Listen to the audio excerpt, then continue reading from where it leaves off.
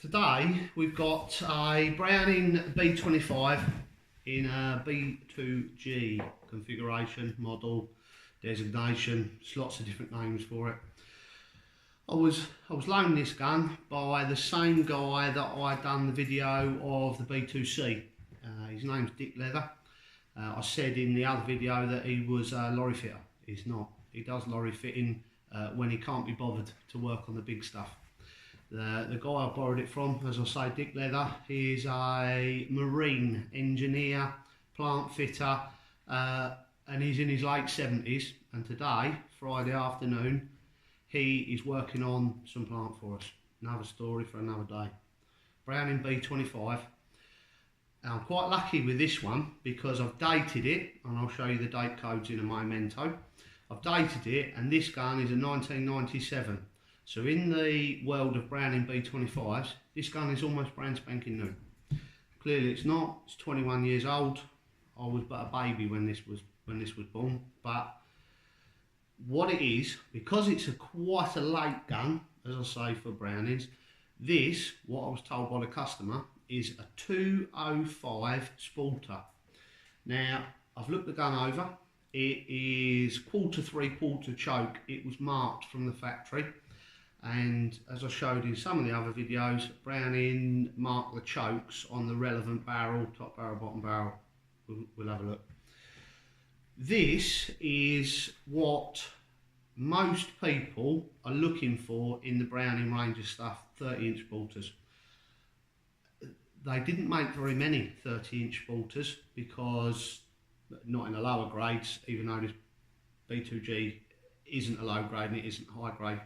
They didn't make very many 30-inch bolters. The era that Brownings were about, 30-inch bolters weren't particularly popular.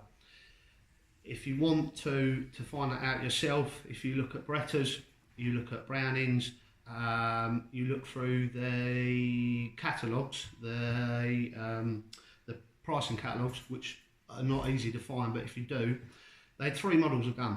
They had trap, they had skeet, and they had game. 28, 30, 32, but they were the three guns that were offered, not just by Browning, as I say, Beretta and various others.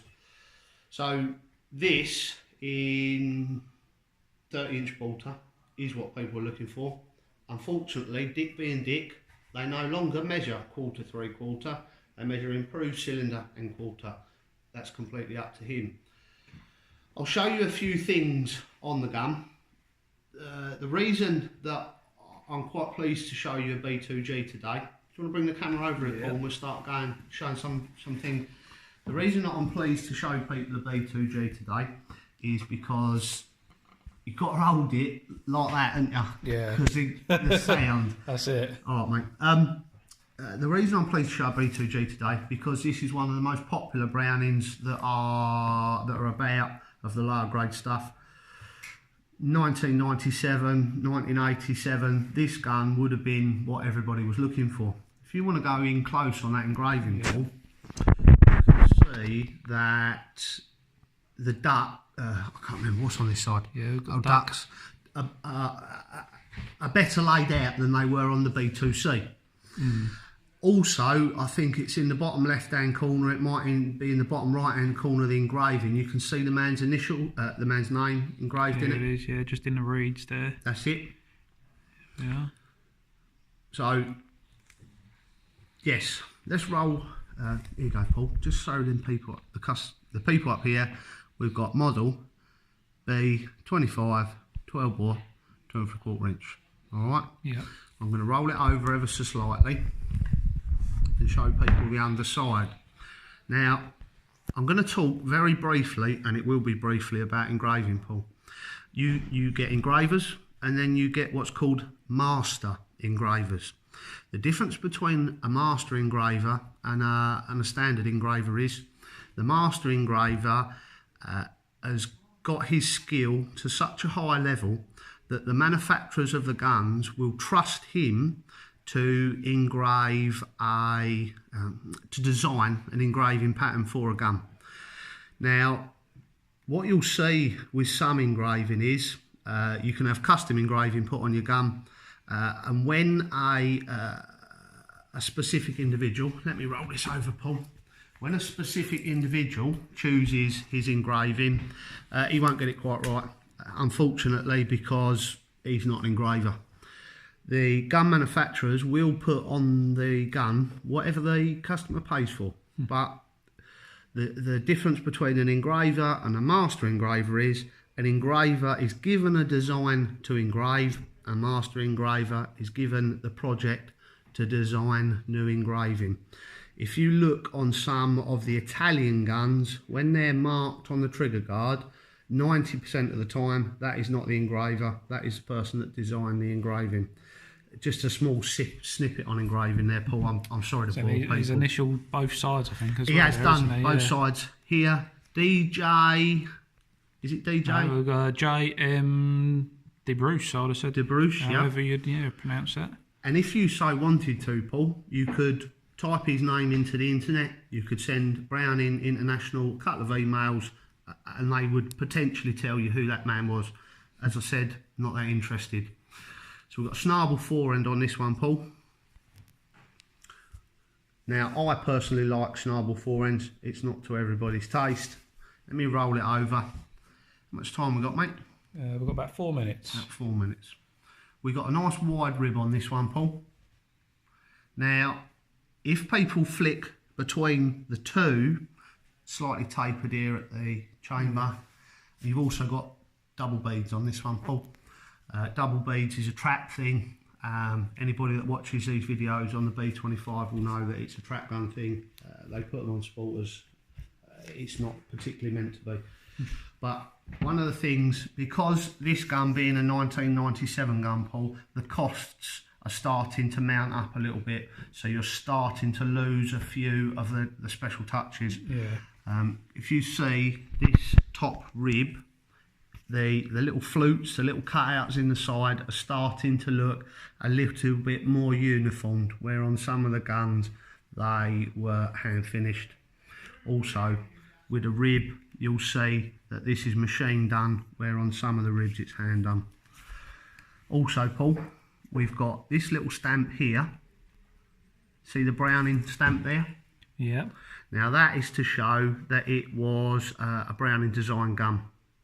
Okay, this little JT, I don't quite know what it was. I'm going from pillar to post here, Paul, the people realise I'm doing that. You've got little touches like the U and the S are in gold. Yeah. If they look back on the B2 I did, they'll see that's in gold and the A1 isn't.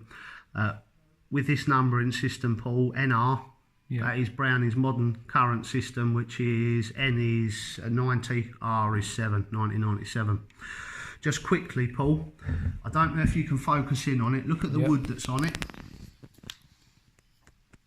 Yeah. Even if we have to do another part to the video, mate, it don't matter. Now, let's go back to the fore-end here, Paul. This lacquer coating on the fore-end here, this lacquer finish, 2-pack finish, I don't know the exact name for it. This is the original. Alright, and as we slide back, you'll see that on the cheeks of the stock here, it's still the original. Yeah. And from about here, can you see it's been refinished because it's dull? Yeah, you can pick that up. Also, can you see that some expert has wiped the comb or shaved the comb down? Can you see that? I think you can see it just in there, yeah. Oh yeah, like that you can. Can you see it? Yeah. Now this is why I don't like customisation on guns, because when it's done badly, quite a lot of it is done badly, when it's done badly it sticks out like a sore thumb. Yeah. Also, you can see that the guy has semi-refinished the stock and he's made the wood disappear. Now the wood could be this colour, but because it hasn't been done properly, it's a bit dull. Yeah. Most people wouldn't see that, Paul. I hope now with the videos that they can see that. Start again, Paul. All right, good to go. Back. We're back. So I touched on, Paul, that the earlier gun that we had, the B2, which was about a 1956 or something, and the D4G was a 1954 or whatever, they would have been very, very much handmade, Paul. again, this gun being a 1997, the costs of the production for the Belgians are in the same bracket that we were in. The costs were mounting, the price to produce them was mounting, therefore the quality dropped off ever so slightly. What I would like to do, but I'm never going to be able to do it, is I would like to put every single Browning that I've ever had in a row and show people. Unfortunately, that will never happen. So what I'm trying to show people is just what I can point out to them that are easy. Now, I'll go back a little bit to the engraving, Paul. The chances are that this guy who is the engraver here, he probably just done the game scene engraving on the side. How do I know that? Well, unfortunately, I've been to the factories and I've watched them engraving. You would have one man that would do the game scene, you would have one man that would do the scroll, and you would have another man that would do the barrels. Why do they do that, Paul? They do that for price, basically. Well, it would have only been him that could put his name on it then. What, the engraver? Yeah, for the game scene, not the rest. Because he would have been classing himself as a master engraver. Right. That's why. The scroll, I feel, would have been done by somebody else. Just quickly, Paul, as I said, Browning do and don't mark their guns. This gun, luckily enough, is marked to say it was a B2G. Yeah. You tend to find it's the higher end stuff, Paul, that are a little bit more custom. And the reason that the higher end stuff is a little bit more custom is because the lower grade guns, there is more of them. The D5G that I showed you, that wasn't marked. The Diana I showed you wasn't marked. Also, in the video from the 28 bore that we did, pay particular attention to the screw heads. Now, these screw heads have been in and out once or twice in their life.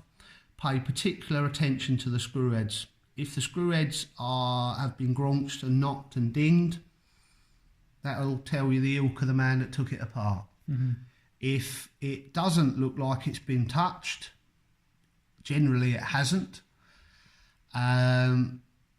Just another little thing there, Paul. Right, I don't know if you can see it, but this silver oval is proud. The reason, can you see it ever so slightly? Yeah. The reason that it's proud, Paul, is because when the guy's wiped the comb down, he's ruined the finish on it, so he's had to rub the whole stock back. And what he didn't know was that silver oval goes in there about 1.5 inches. So he tried to pull it out, he couldn't. Unfortunately, Dick will love me for pointing out these little things. The other thing, Paul, the other thing that we've got on this one, the ejector. I didn't realise that was going to come all the way out. Thank you very much for that, Dick. I didn't realise that was going to come all the way out. Can you see these little marks here, Paul? Yeah. These are the machining marks from the milling machines that they would have used. In the earlier model guns, these wouldn't be here. They would be completely wiped away. This is your 3/4 choke, 1 star, 1 minus, and this is your quarter, 2 star, 2 minus. These are your relevant Belgian proof marks. Let me spin it round the other way. They're your relevant Belgian proof marks, Paul. Again, the view mark, I believe this one is the nitro proof mark. Yeah. This one is your 70mm. That's it.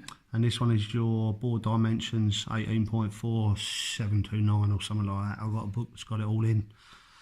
And these little marks down the barrel here, Paul, this is called striking off. When it's nice and flat like this, no marks, that's when it's been struck off properly. Struck off is what they do with a file and Henry cloth. Here, there's a few marks, just in the metal.